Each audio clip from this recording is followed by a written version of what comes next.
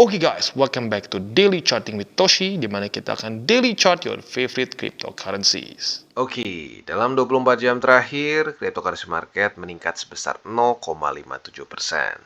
Dengan total market cap mencapai di 1,03 triliun US dollars.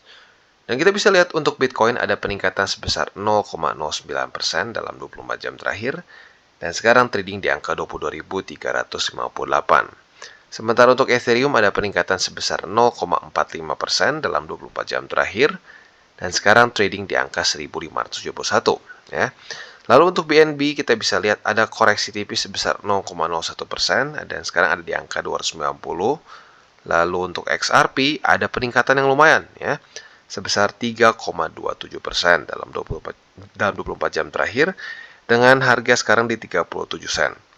Untuk Cardano juga ada peningkatan lumayan sebesar 3,22%, dan sekarang trading di angka 34 sen. Lalu untuk Polygon Matic, dia ada peningkatan sebesar 1,15%, dan sekarang ada di angka $1 lebih 17 sen. Dan yang terakhir ada Dogecoin, di mana dia ada peningkatan sebesar 2,10%, dan sekarang trading di angka sekitar 7 sen setengah lah, ya.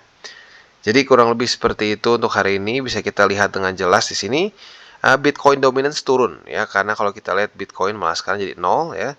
Lalu untuk beberapa altcoins lain, hasilnya kita bisa di sini dalam 24 jam terakhir ada peningkatan yang lumayan signifikan, ya. Nah, untuk ekonomi kalender, pembahasan kemarin kan jelas ya, ada satu data penting dari US, ya. Nah, di sini ternyata nggak bagus, ya. Sayangnya hasilnya dia lebih tinggi daripada forecast, maka ini membantu US dollars. Dan kalau kita lihat di sini US dollar sekarang 104,48, ya. Ya, masih dekat-dekat lah. Tapi intinya ini membuat indeks dolar sedikit menguat, ya. Nah, jadi kurang lebih seperti itu untuk yang kemarin, ya. Untuk hari ini sesuai dengan pembahasan DCWT kemarin, nggak ada yang penting. Ya, maksudnya nggak ada yang terlalu penting lah, ya. Mereka cenderung bintang 2 saja, ya. Jadi bisa dibilang pada hari ini lebih fokus ke technical analysis, ya. Nah, untuk besok kita akan coba ngintip dulu, ya. Untuk besok itu apakah ada data penting atau tidak. Kita coba lihat, dan ternyata nggak ada event sama sekali. Ya, jadi bisa dibilang untuk hari ini dan besok kita lebih fokus ke technical analysis, ya. Oke, nah sekarang kita akan masuk ke Twitter, ya, atau analisa Twitter. Nah, di sini ini adalah satu indikator baru lah, ya. Ya sebenarnya nggak baru juga sih, ini cuma antara cross antara EMA10 dengan EMA100, ya. Nah, ternyata EMA10 dan EMA100 ini setiap kali terjadi cross, ini menunjukkan masa-masa kapitulasi Bitcoin, ya. Di 2015 di sini saat mereka cross di sini masa-masa kapitulasi dia, ya, dia cenderung sideways di sini. Lalu 2019 juga sama, ya.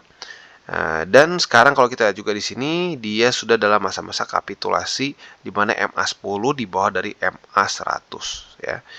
Jadi bisa kita lihat di sini sedang lagi dalam perjalanan menuju ke atas, ya. Nah, tetapi pertanyaannya adalah apakah dalam waktu dekat ini akan cross lagi atau golden cross lagi atau tidak, ya. Kalau sampai golden cross lagi, kalau secara statistik kita lihat ya naik setelah itu, ya. Seperti di 2015, di 2019 juga gitu, ya. Nah, tapi sekali lagi penekanan gua adalah ini belum terjadi, masih lumayan jauh antara 10 dengan 50, ya. Nah, apakah nanti SMA 200 di weekly dan juga 50 akan mengganggu atau tidak? Probably iya akan mengganggu, ya. Tapi ya coba kita lihatlah apakah bisa breakout atau tidak. Jadi kurang lebih seperti itu untuk analisa Twitter. Selanjutnya kita akan geser ke chartingnya seperti biasa. Dan untuk Bitcoin sayangnya kita bisa lihat di sini dia gagal mempertahankan dirinya di atas dari struktur 22.629 ataupun MA50, alias dia jebol dua struktur tersebut, ya. Nah, maka dari itu PR-nya pada hari ini adalah kalau bisa reclaim, ya. Kalau dia bisa reclaim dan besok pagi jam 7 daily close di atas dari 22.629, that's good, ya.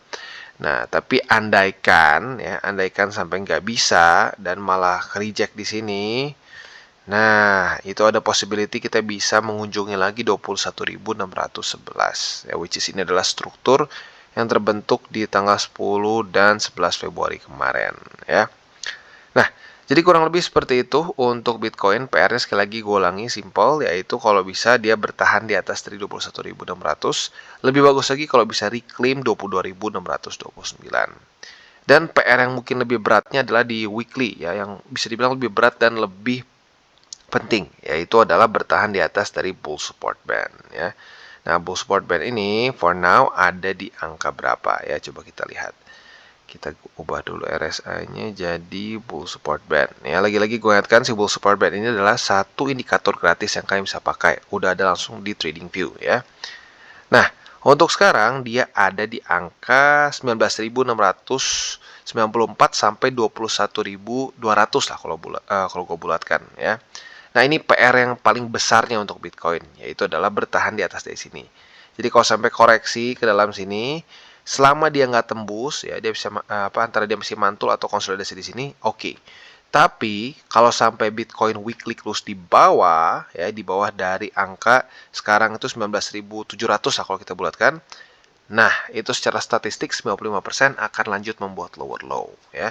Nah, lower low alias apa? Lebih rendah daripada 15.000, which is bad. Maka dari itu, lagi-lagi penentuan dari bull market itu ada di sini ya.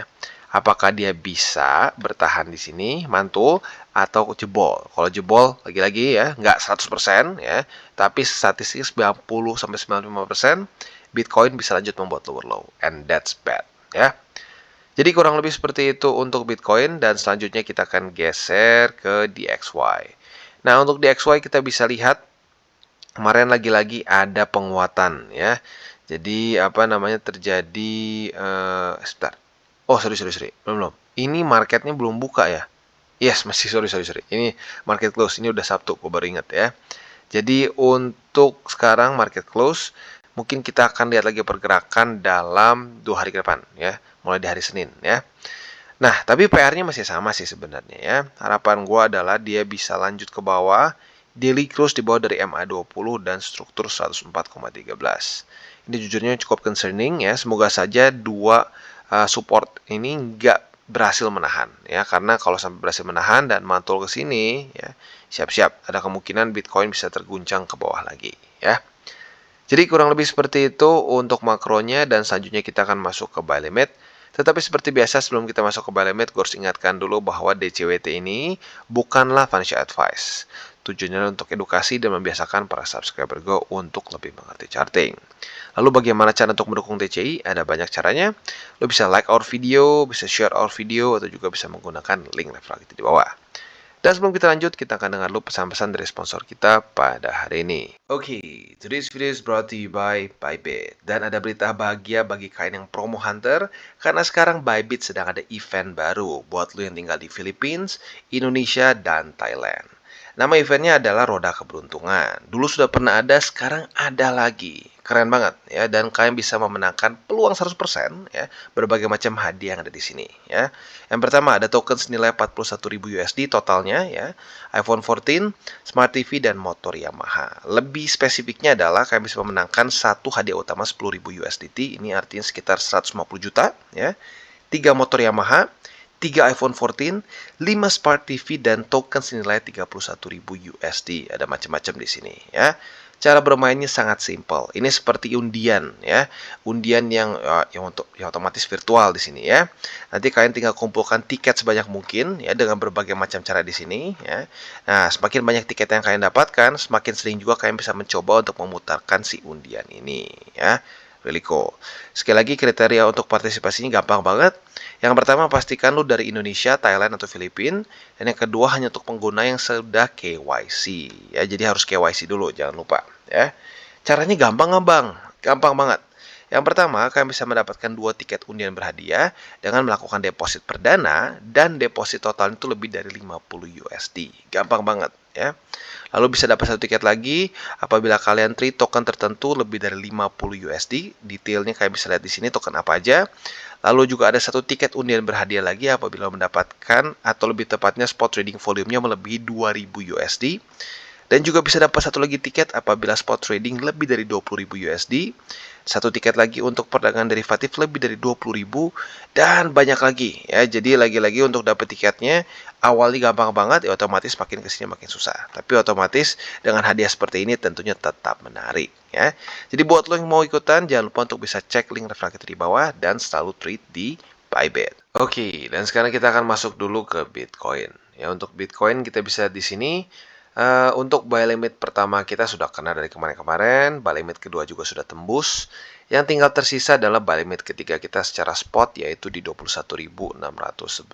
Jadi gue ulangi sekali lagi, buy limit 1 2 sudah kena, tinggal yang tersisa adalah buy limit ketiga di 21.611. Itu untuk posisi spot. Untuk posisi futuresnya kita bisa lihat karena sudah tembus dari struktur 22.629, maka mungkin yang paling terdekat sekarang adalah struktur resisten di sini. Apabila terjadi retest 1, retest 2 di sini, kita bisa buka posisi short dengan target TP kita di 21.611. Itu untuk posisi short ya. Untuk posisi longnya kita bisa pertimbangkan apabila terjadi retest 1, retest 2 di sini. Nah, kita bisa buka posisi long dengan target TP di 22.629. Jadi kurang lebih seperti itu setup untuk posisi futures dan posisi spot untuk Bitcoin. Oke, dan sekarang kita masuk ke Ethereum. Untuk Ethereum kita bisa lihat di sini, Ethereum berhasil bertahan dan daily close di atas dari 1.567. Artinya apa? Buy limit spot yang pertama dan kedua sudah kena. Ya, yang tinggal tersisa adalah yang ketiga, yaitu di 1.519 atau gue bulatkan biar lebih gampang 1.520 ya. Jadi sekali lagi gue ulangi, untuk posisi spot yang tinggal tersisa buy limit kita adalah di 1.520. Itu untuk posisi spot. Untuk posisi futures kita bisa lihat di sini terjadi retest pertama kemarin dan pada hari ini sudah terjadi retest kedua juga.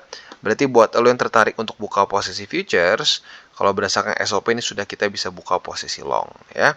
Nah, posisi long di sini target TP-nya adalah di MA50 atau boleh juga di sini di 1623 ya.